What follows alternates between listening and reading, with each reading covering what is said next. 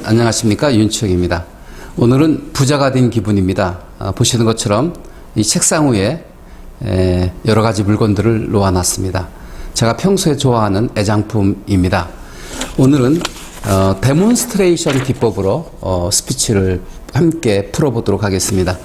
데몬스트레이션 스피치란 말 그대로 보여주고 증거하고 설명하는 것입니다. 여러분, 스티브 코비 박사의 성공한 사람들의 7가지 습관이라는 책은 잘 알고 계시죠? 베스트셀러 중에 베스트셀러입니다. 그 내용 중에 4번째 습관이죠. 성공하려면 소중한 것부터 먼저 하라는 강의를 하는데, 그 어항 같은 유리병에 모래를 담고 큰 자갈을 담으려고 하면 큰 돌이 들어가지 않습니다. 그래서 다 쏟아내고 큰 돌을 넣고 그 다음에 모래를 부어서 흔들면 자갈 틈바구니 속에 모래가 들어가므로 어항 속에 가득 채울 수 있게 되는 것이죠.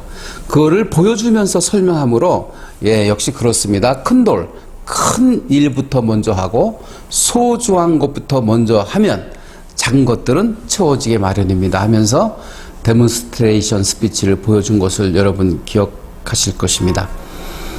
어떤 사실을 증명할 때 이론적으로 설명하는 것보다는 보여줌으로 설득력을 높게 하는 것이죠. 이런 말이 있죠. 백문이 불여일견이다. 네, 100마디 말보다 한 번 보여주는 것이 훨씬 더 낫다는 뜻입니다. 네, 그렇습니다. 사람들이 어떤 사실을 인지하는 데는 오감을 통해서 인지합니다. 시각, 청각, 미각, 후각, 촉각입니다. 시각적인 요소가 83%, 청각이 11%, 후각이 1%, 미각이 2%, 촉각이 3%, 이렇게 해서 100%로 인지하게 되는데, 여러분, 시각이 몇 프로라고 했죠? 83%입니다. 절대적입니다. 청각은요, 11%, 약 8대1 법칙입니다. 그래서 말하는 것보다 보여주는 것이 훨씬 더 설득력이 있다 하겠죠. 첫 번째로 제가 애장하는 그 소품이 있는데요. 그것은 바로 여기 아시죠? 경찰관 인형입니다. 제가 대전 동부경찰서의 집시자문위원, 또 대전청의 인권위원회 위원으로 활동하고 있는데, 그때 표창장을 받은 것이죠. 여러분, 게스트 어웨이라는 영화 기억하시죠? 네.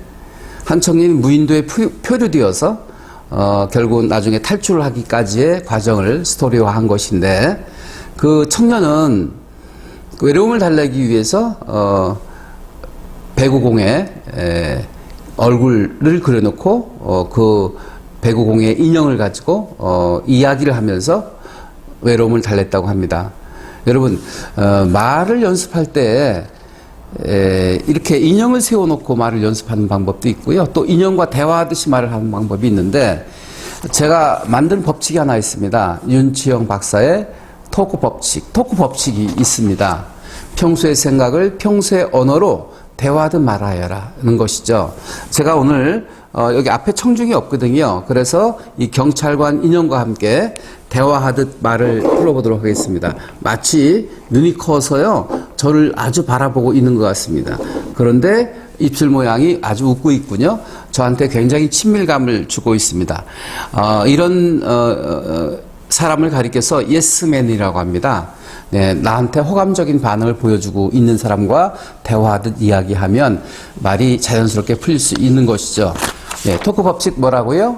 평소의 생각을 평소의 언어로 대화하듯 말하여라는 것이죠. 여러분, 노래를 잘 부르려면 요즘 대화하듯 노래하라는 얘기가 있는데요. 스피치를 잘 하려면 노래하듯 하면 되겠습니다. 네, 노래하듯 한다는 것은 끊지 않고 이렇게 연이어서 길게 빼시면 말이 좀 더 정확하게 전달될 수 있다는 것이죠.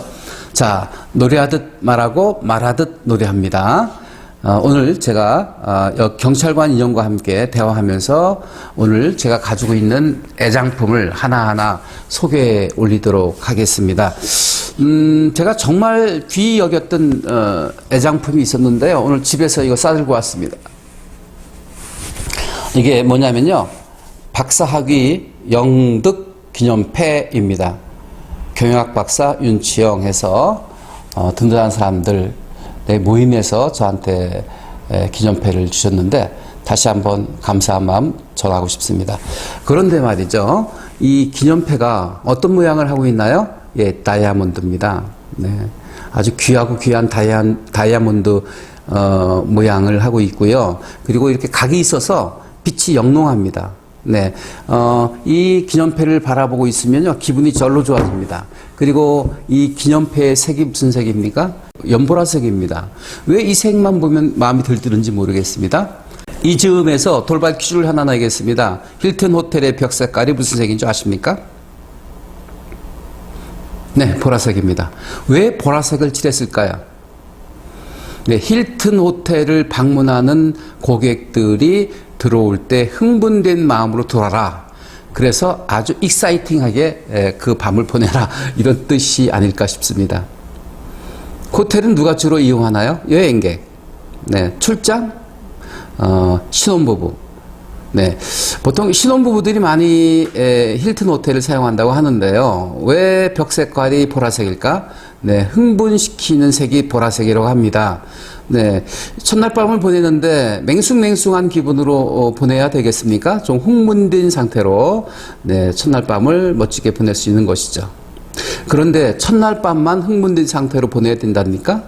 그렇지 않습니다. 일상을 살아가는데도 좀 기분이 업된 상태로, 흥분된 상태로, 익사이팅 된 상태로 순간순간을 보내면 어떨까요? 훨씬 더 진지하고 훨씬 더 재미있고 훨씬 더 즐겁게 보낼 수 있지 않을까요? 네. 여러분 집안에 혹은 사무실에 보라색이 없는지 한번 둘러보시죠. 네, 없다면 보라색을 한 켠에 준비하시면 어떨까요? 어떤 소품도 좋고요. 또 아니면 인테리어도 좋습니다. 보라색을 바라봄으로 우리는 좀 더 기분을 업시켜서 일상을 살아갈 수 있는 지혜가 될 수 있지 않을까 생각되어서 여러분들한테 감히 제안해 드립니다. 그런데요, 이 패를 받았는데 저의 박사 논문이 뭔 줄 아십니까?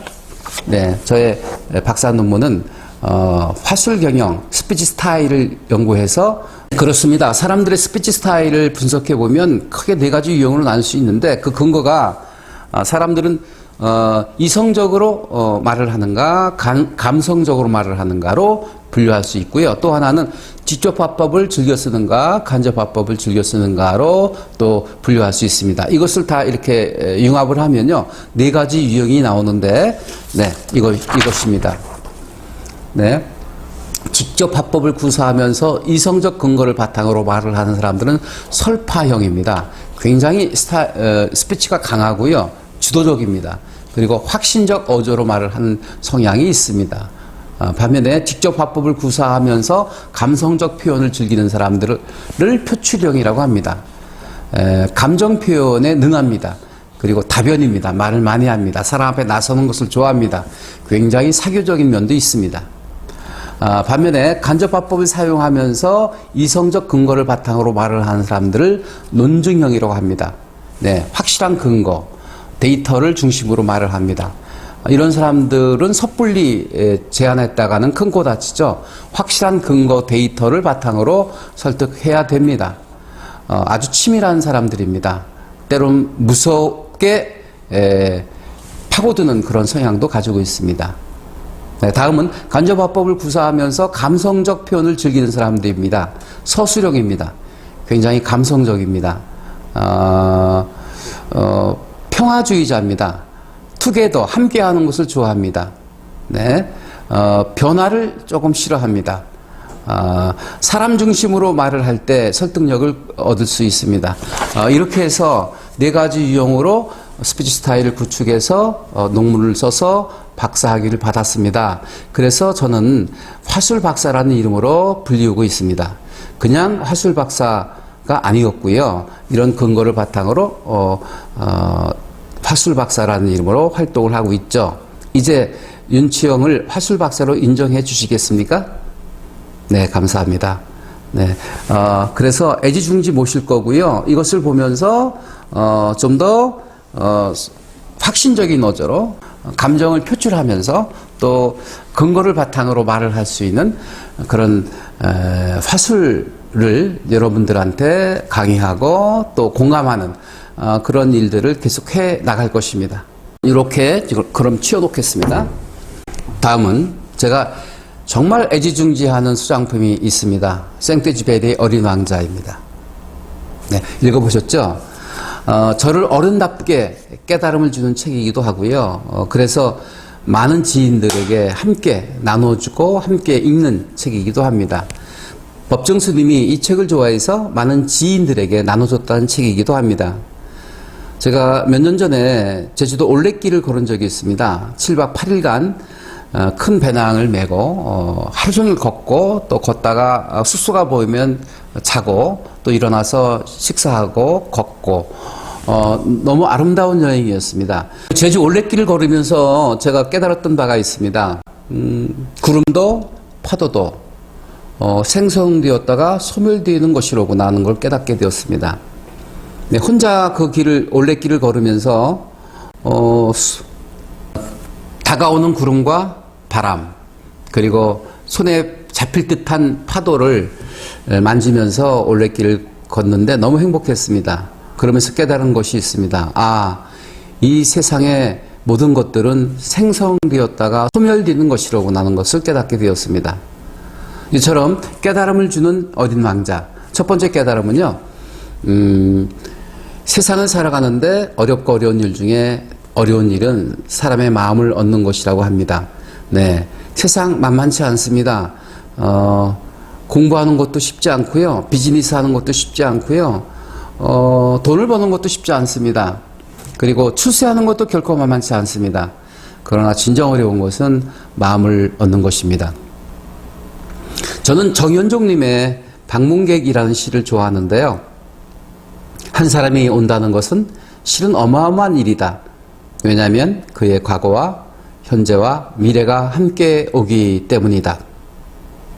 부서지기 쉬운 그 마음.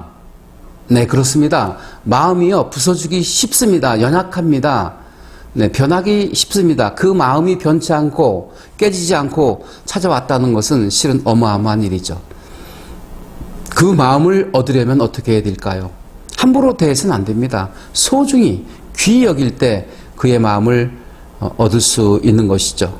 한 사람의 마음을 얻을 수 있다면 250명의 마음을 얻지 못하겠습니까? 네, 한 사람의 마음을 얻는 법을 배운다면 천하를 얻는 법을 배우는 법입니다.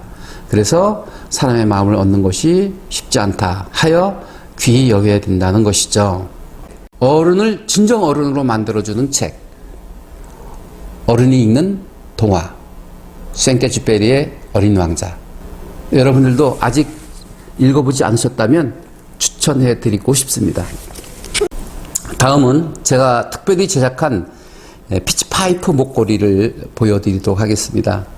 이것은 이렇게 목걸이 구입하고요, 링 구입하고요, 피치파이프라는 아주 작은 악기를 구입해서 구멍을 뚫어서 만든 제작한 저만의 목걸이입니다. 한번 불어볼까요? 네, 이렇게 아름다운 소리가 납니다. 이 피치파이프의 이 음에 맞추어서 악기를 튜닝해가지고 합주를 한다고 합니다. 여러분, 리더는 모름지기 타의 기준이 되어야 됩니다. 모델이 되어야 됩니다. 오늘은 데몬스트레이션 스피치 기법으로 애장품을 하나하나 소개해드리면서 의미를 설명해 드렸습니다. 그 애장품으로 의미 있는 삶이 되시기를 진심으로 축복하면서 오늘은 여기서 줄이겠습니다.